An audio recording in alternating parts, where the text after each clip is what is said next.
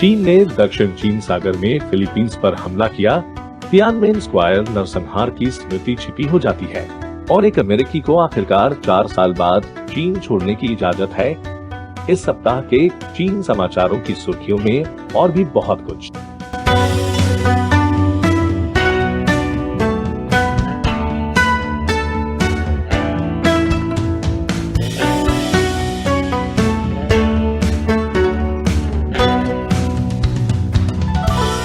China uncensored में आपका स्वागत है।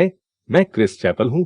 इस हफ्ते की चीन की खबरें सुर्खियों में हैं, लेकिन इससे पहले कि हम शुरू करें, अगर आपने नहीं सुना है तो अब हमारे पास चीन बिना सेंसर वाला माल है। अगर आप इस तरह की टी शर्ट या हमारे कुछ अन्य बेहतरीन टी शर्ट और मग खरीदना चाहते हैं तो देखें चाइना अनसेंसर्ड टीवी मर्चेंडाइज। कुछ अच्छी चीजें प्राप्त करें और शो का समर्थन करें। और सबसे अच्छी बात यह है कि इसमें से कोई भी चीन में नहीं बना है, जो अच्छा है, क्योंकि पिछले हफ्ते चीन ने फिलीपीन के 2 जहाजों पर हमला किया था। चीनी तटरक्षक बल के जहाजों ने फिलीपीन के जहाजों पर पानी की बौछारें दागी। वे फिलीपीन से मरीन को फिर से आपूर्ति करने के रास्ते में थे जो यहाँ तैनात थे। दूसरे थॉमस शोल में किसी को चोट नहीं आई, लेकिन फिलिपिनो सैनिकों को अवरुद्ध कर दिया गया। 1999 में चीन के साथ क्षेत्रीय विवादों के दौरान फिलीपींस ने जानबूझकर अपने एक नौसैनिक जहाज को शोल में घेर लिया और उनके पास पिछले 20 से अधिक वर्षों से इस जंग हाय द्वितीय विश्व युद्ध के युग के जहाज पर बहुत कम संख्या में मरीन तैनात है। वह कट्टर है। अब जैसा कि हम जानते हैं, चीनी कम्युनिस्ट पार्टी का दावा है कि पूरा दक्षिण चीन सागर चीनी क्षेत्र है। इसे आसपास के सभी देशों के साथ विषमता में रखना। और फिर भी चीन के तटरक्षक द्वारा फिलिपिनो जहाजों का सामना करने के कुछ दिनों बाद चीनी नेता शी जिनपिंग ने दक्षिण पूर्व एशियाई नेताओं से कहा कि चीन कोई खतरा नहीं है और बीजिंग अपने छोटे क्षेत्रीय पड़ोसियों को धमक नहीं देगा। लेकिन फिलीपींस ने इसे लेट नहीं लिया। उन्होंने चीन से पीछे हटने को कहा और बिडेन प्रशासन के श्रेय के लिए अमेरिकी विदेश विभाग ने फिलीपींस के साथ खड़े होकर एक कड़ा बयान जारी किया और कहा कि दक्षिण चीन सागर में फिलीपीन जहाजों पर एक सशस्त्र हमला यूएस फिलीपींस आपसी रक्षा संधि को लागू करेगा।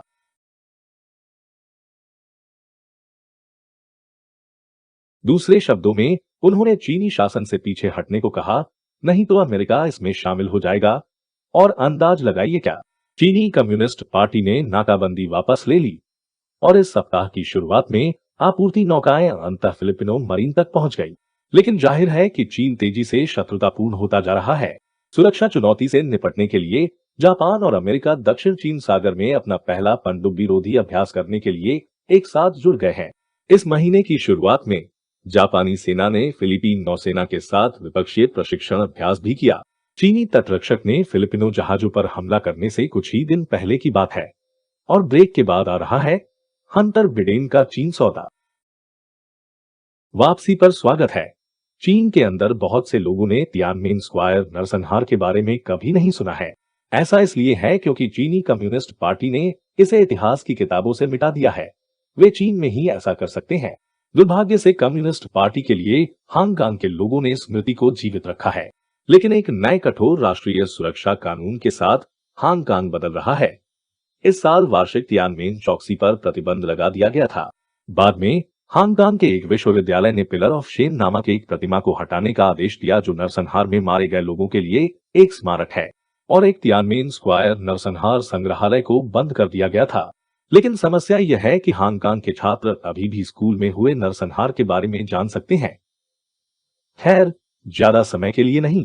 हांगकांग फ्री प्रेस के अनुसार हांगकांग के पुस्तकालय तियानमेन नरसंहार के बारे में पुस्तकों को शुद्ध कर रहे हैं और हांगकांग में चीजें कैसे चल रही हैं इसके अन्य संकेतों में इस सप्ताह एक व्यक्ति को 2019 के विरोध के दौरान पुलिस पर पानी की बोतल फेंकने के लिए 2 साल से अधिक जेल की सजा सुनाई गई थी, जो पागल है। लेकिन 20 वर्षीय हांगकांग कार्यकर्ता की तरह पागल नहीं है, जिसे अलगाव और मनी लॉन्ड्रिंग के एक मामले में लगभग 4 साल जेल की सजा सुनाई गई थी। अलगाव इसलिए था क्योंकि वह एक स्वतंत्रता समर्थक छात्र संगठन का हिस्सा थे, और मनी लॉन्ड्रिंग इसलिए थी क्योंकि उसने संबंधित सोशल मीडिया पेज स्थापित किए थे और उनका इस्तेमाल पेपाल के माध्यम से पैसे इकट्ठा करने के लिए किया था। और इस महीने की शुरुआत में हांगकांग के अधिकारियों ने हांगकांग के कैप्टन अमेरिका के प्रदर्शनकारी को लगभग 6 साल जेल की सजा सुनाई। क्या यह कॉपीराइट उल्लंघन के लिए था? ऐसा इसलिए था क्योंकि उन्होंने प्रतिबंधित नारा लगाया और चीन से स्वतंत्रता को बढ़ावा दिया। और मैं इसके बारे में विशेष रूप से परेशान हूँ, क्योंकि जब मैं 2 साल पहले हांगकांग में उनसे मिला था, तो मुझे ये सोचकर याद आया, मुझे उसके साथ एक फोटो मिलनी चाहिए। नहीं, मैं इसे बाद में करूंगा, और अब मुझे 6 साल इंतजार करना होगा। बाइडेन प्रशासन चीन के साथ बैटरी युद्ध की चेतावनी दे रहा है। चीन वर्तमान में कोबाल्ट की वैश्विक आपूर्ति पर हावी है, और प्रशासन ने चेतावनी दी है कि चीन इसका उपयोग अमेरिकी निर्माताओं को निचोड़कर इलेक्ट्रिक वाहनों की ओर अमेरिकी धक्का को बाधित करने के लिए कर सकता है। वह यह बहुत गंभीर है। कोबाल्ट जैसी धातुओं को नियंत्रित करने वाला चीन अमेरिकियों के दैनिक जीवन पर भारी प्रभाव डाल सकता है। और ये पता चला है कि राष्ट्रपति बिडेन के बेटे ने चीन को कोबाल्ट पर पकड़ बनाने में मदद की। यह सही है। हंटर बिडेन दुनिया के सबसे बड़े कोबाल्ट जिमा में से एक के चीनी समूह द्वारा $3.8 बिलियन की खरीद में शामिल उद्यम का हिस्सा मालिक था। यह सौदा उस समय हुआ जब जो बाइडेन उपराष्ट्रपति के रूप में अपना समय समाप्त कर रहे थे। व्हाइट हाउस के एक प्रवक्ता ने कहा कि राष्ट्रपति को उस समय सौदे की जानकारी नहीं थी। मुझे लगता है कि यह बहुत अच्छा है। हंटर बिडेन ने अपने पिता को हल करने के लिए एक कठिन समस्या दी है। आखिरकार पुराने दिमाग को सक्रिय रखना महत्वपूर्ण है। दुनिया भर में तेल की कीमतें आसमान छू रही हैं, जिसका असर अमेरिका में गैस की कीमतों पर भी पड़ रहा है। हमने अपने दूसरे चैनल अमेरिका अनकवर्ड पर इसके बारे में एक एपिसोड किया था। हाँ, यदि आप नहीं जानते तो हमारे पास एक और शो है। लेकिन बिडेन प्रशासन के पास एक समाधान है। व्हाइट हाउस ने कहा कि ऊर्जा विभाग अमेरिकी भंडार में रखे 50 मिलियन बैरल तेल को छोड़ देगा। महा इससे गैस की बेहुदा कीमतों का भुगतान करने वाले अमेरिकियों को कुछ आवश्यक राहत मिलेगी। यही है, ये होगा। सिवाय इसके कि अमेरिका इसे केवल रिलीज नहीं कर रहा है, वे इसे बेच रहे हैं, और इसका अधिकांश हिस्सा चीन और भारत में समाप्त हो जाएगा, क्योंकि वही इसे खरीद रहा है। आप देखिए, इस तेल को खट्टा कच्चा कहा जाता है। इसमें सल्फर की मात्रा अधिक होती है, और अमेरिका में बहुत सारे पर्यावरण नियम हैं जो ईंधन में सल्फर को सख्ती से सीमित करते हैं। लेकिन चीन और भारत को यह समस्या नहीं है। इसलिए अमेरिका के कुछ रणनीतिक पेट्रोलियम रिजर्व चीन की मदद के लिए जाएंगे। यह बहुत बेवकूफी है। आपको लगभग लगता है कि हंटर बिडेन वही थे जिन्होंने इसका सुझाव दिया था। वहीं ब्रेक के बाद चीन ने अमेरिका पर बड़ी गलती करने का आरोप लगाया। वापसी पर स्वागत है। मैंने पहले इस बारे में बात की है कि कैसे मीडिया हर चीज को इस मामले में फ्रेम करता है कि क्या वह चीन को नाराज करता है। खैर, ताइवान का समर्थन करने वाले अन्य देशों की तुलना में चीन को ज्यादा गुस्सा नहीं आता, और इस हफ्ते बहुत गुस्सा था। चीन ने नए ताइवान कार्यालय में गुस्से में लिथुआनिया संबंधों को डाउनग्रेड किया। चीन ने ताइवान जलडमरू मध्य से अमेरिकी विध्वंसक के पारित होने का विरोध किया, और सबसे बड़ा, अमेरिका ने ताइवान को अपने लोकतंत्र शिखर सम्मेलन में आमंत्रित किया। चीन नाराज। ऐसा लगता है कि चीनी कम्युनिस्ट पार्टी को कुछ क्रोध प्रबंधन वर्गों की आवश्यकता है। राष्ट्रपति बिडेन लोकतंत्र के लिए पहली बार शिखर सम्मेलन कर रहे हैं, और चीन को आमंत्रित नहीं किया गया है, ताइवान है। ऐसे में चीन पूरी तरह से खफा है और अमेरिका पर गलती करने का आरोप लगा रहा है। आखिर सीसीपी कहती है कि चीन तो एक ही है, और ताइवान उसी चीन का हिस्सा है। देखिए, मुझे लगता है कि शी जिनपिंग सिर्फ इस बात से परेशान है कि उन्हें आमंत्रित नहीं किया गया। आप सोच सकते हैं कि दुनिया के सबसे बड़े सत्तावादी शासन के लिए समिट फॉर डेमोक्रेसी में शामिल होने का कोई मतलब नहीं है। वहीं आप गलत हैं, क्योंकि चीन में सबसे अच्छा लोकतंत्र है। शी जिनपिंग के अनुसार, शी जिनपिंग अमेरिका के बेवकूफी भरे डेमोक्रेसी समिट में भी नहीं जाना चाहते, क्योंकि चीन अमेरिका से कहीं बेहतर लोकतंत्र है। इसलिए वहां मुझे उम्मीद है कि वॉल स्ट्रीट के सीईओ अब किसी भी दिन यही बात कहेंगे। ब्रिजवाटर के संस्थापक रे डालियो जैसा कोई। ब्रिजवाटर ने अपने सबसे बड़े चीन फंड के लिए सिर्फ 1.25 अरब डॉलर जुटाए हैं। डालियो ने एक बार चीन विरोधी पूर्वाग्रह के खिलाफ एक ऑप एड लिखा था, जिसमें उन्होंने चीन की राज्य निगरानी और उइगरों के उनके इलाज का बचाव किया। मुझे लगता है कि अब समय आ गया है कि हम एक देश के रूप में खुद से पूछे कि क्या हम वास्तव में चीनी कम्युनिस्ट पार्टी की मदद करने के लिए पर्याप्त प्रयास कर रहे हैं। हमें और करने की जरूरत है। ब्लैक रॉक के अनुसार हमें वास्तव में अधिक चीन के शेयरों को खरीदना चाहिए। वॉल स्ट्रीट की चीन से बात करते हुए जेपी मॉर्गन के सीईओ का कहना है कि उन्हें चीनी कम्युनिस्ट पार्टी के बारे में मजाक करने का पछतावा है। अरे नहीं, मुझे आश्चर्य है कि क्या उसने चीन को नाराज किया। तो मजाक क्या था? कम्युनिस्ट पार्टी अपना 100वां वर्ष मना रही है, तो जेपी मॉर्गन है। और मैं शर्त लगाऊंगा कि हम अधिक समय तक टिके रहेंगे। चीन में ऐसा नहीं कह सकता। वे शायद वैसे भी सुन रहे हैं। पता चला यह बहुत अच्छा मजाक नहीं था, क्योंकि चीन सुन रहा था।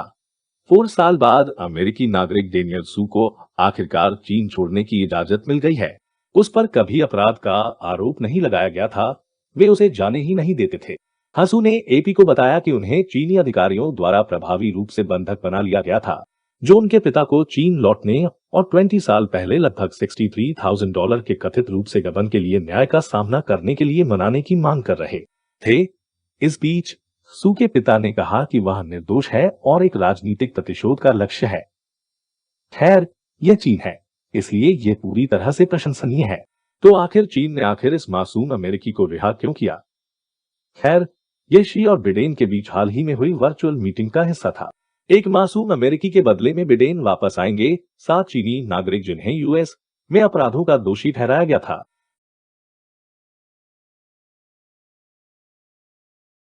लेकिन लापता लोगों की बात करें तो चीन की जन्म दर दशकों में सबसे कम हो गई है। यह सही है, एक बच्चे की नीति से भी कम। आप जानते हैं, जबरन गर्भपात और जबरन नसबंदी। तो यह सुनने में काफी बुरा लगता है, लेकिन अच्छी खबर, संकट के क्षण में चीन को 12 मिलियन बच्चे मिल गए, जिसके बारे में वह नहीं जानता था। हालांकि ये 2000 और 2010 के बीच पैदा हुए बच्चे थे, इसलिए उनमें से बहुत से वास्तव में अब वयस्क हैं। ये सब बच्चे कहां से आए? यह अंतर कुछ माता पिता द्वारा एक बच्चे की नीति का उल्लंघन करने पर सजा से बचने के लिए जन्म पंजीकरण करने में विफल रहने का परिणाम हो सकता है। यह काफी कठोर कदम है, क्योंकि यदि आप अपने बच्चे का पंजीकरण नहीं कराते हैं, तो उन्हें पहचान पत्र नहीं मिलेगा, वे स्कूल नहीं जा सकते, उन्हें अच्छी नौकरी नहीं मिल सकती। प्रभावी रूप से वे अपने ही देश में एक अवैध प्रवासी की तरह बन जाते हैं।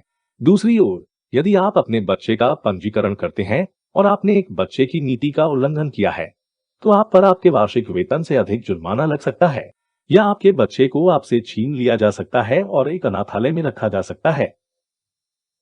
से अंत वाले विदेशियों को बेचा गया, या इससे भी बदतर, हाँ, शायद अपने बच्चों को राज्य से छिपाएं।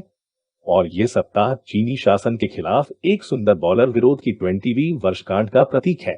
20 नवंबर 2001 को दुनिया भर से 36 फालुन गोंग अभ्यासियों ने चीन के अंदर चल रहे उत्पीड़न के विरोध में तियानमेन स्क्वायर की यात्रा की। यह इस बारे में समाप्त हो गया कि आप कैसे उम्मीद करेंगे, सभी की गिरफ्तारी के साथ। लेकिन वे सभी विदेशी थे, जिसका अर्थ है कि उनमें से किसी के भी अंग काटे नहीं गए थे।